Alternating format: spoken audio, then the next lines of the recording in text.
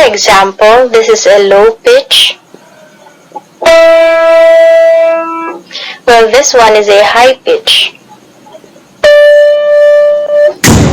The second element of music is melody. It is a succession of high and low sounds. It may also be described as the combination of pitch and rhythm.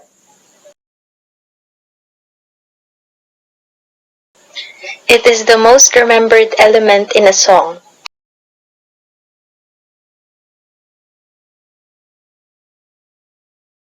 In relation to a song, the melody is what the soloist always sings. For example, Twinkle Twinkle Little Star, and this is the melody of it.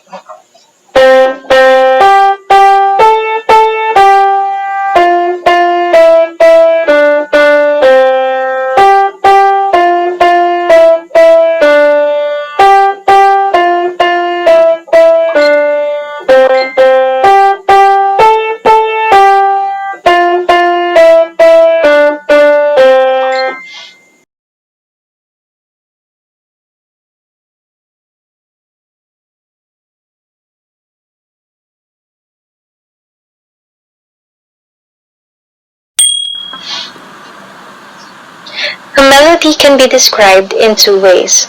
The first one is conjunct. A conjunct melody is easy to play or sing because the notes are near each other, thus resulting to a smooth performance.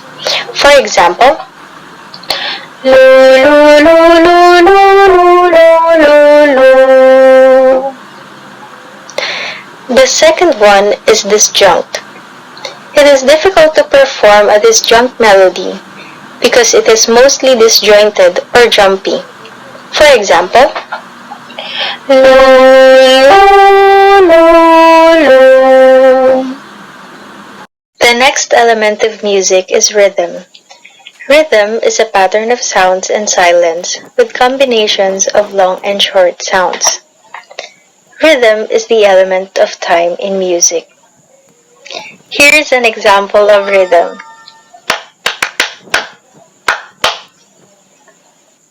A lot of people are confused with the difference between beat and rhythm.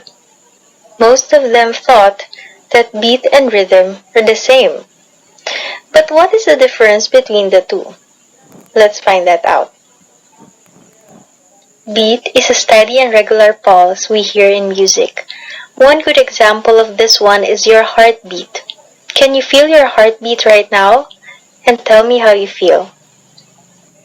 So here is an example of beat. 1, 2, 3, 4. 1, 2, 3, 4. Study that pattern is. Rhythm is the actual flow of music through time. It is a combination of sounds and silences or short and long sounds. For example,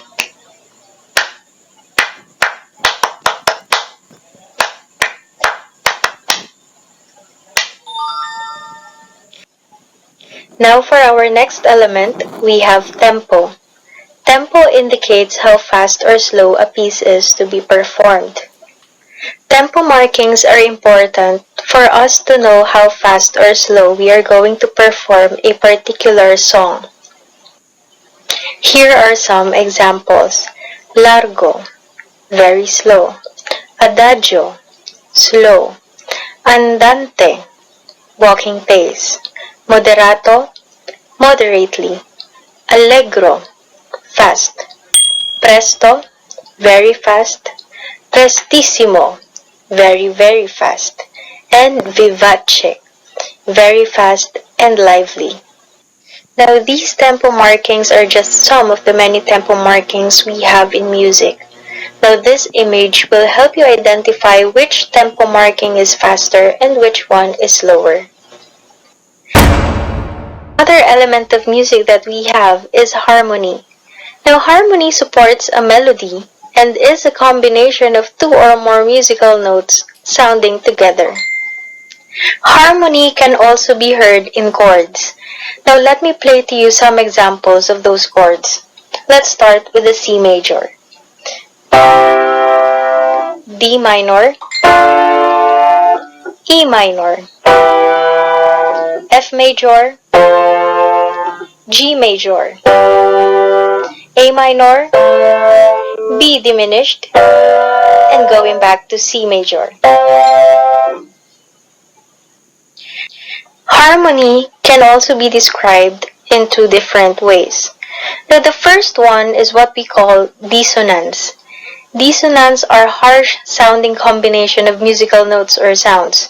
For example,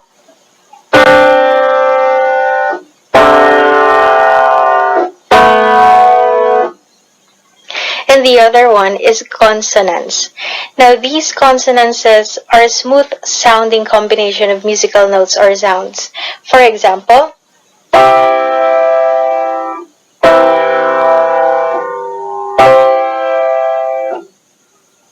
now let's go to texture. Texture refers to the number of layers used in a composition. Now, it may also refer to the individual instruments you hear in a particular song. For example, you hear a guitar, a violin, a piano, and a voice or a singer. Another important thing that you need to remember about texture is that it consists of three different types. We have monophonic texture, polyphonic texture, and homophonic texture. Now let's try to identify the differences among the three. Let's start first with monophonic texture. It uses only one melodic line, therefore there is no accompaniment or harmony. You will only hear a soloist singing in a cappella without accompaniment. The next type of texture is homophonic texture. It has two or more notes sounding at the same time. It can be performed with a soloist or with an accompaniment. Now for our example, we have here a soloist and a pianist performing at the same time.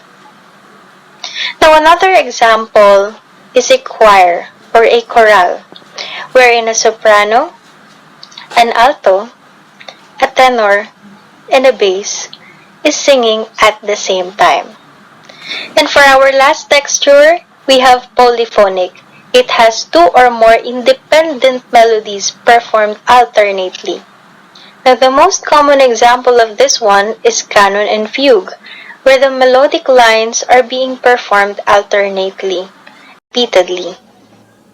Now in polyphonic texture, we have the soprano, the alto, the tenor, and the bass singing one after the other or alternately.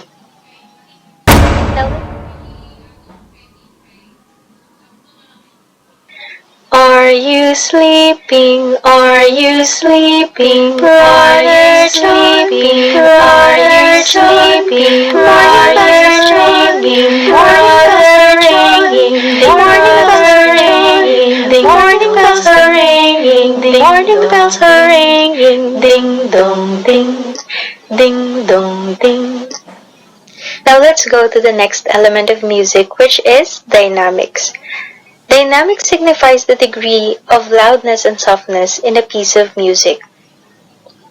In order to identify how loud or soft you're going to perform a song, we have dynamic markings.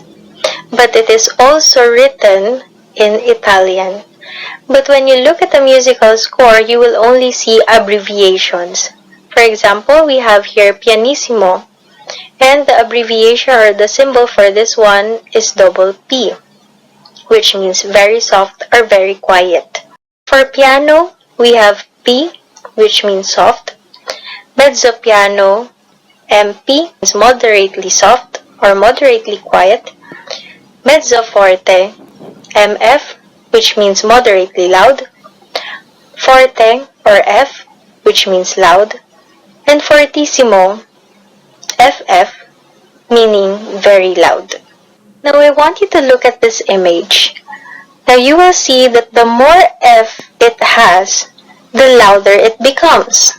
And the more P it has, the softer the music must be performed.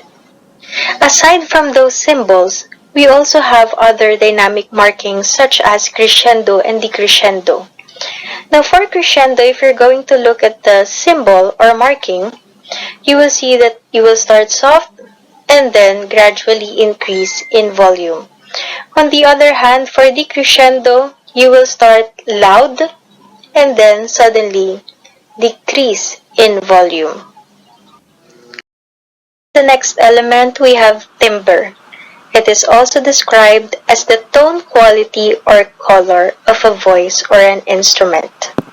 Because of timbre, you can easily identify that this is my voice. And at the same time, you can also identify that I'm playing on the piano.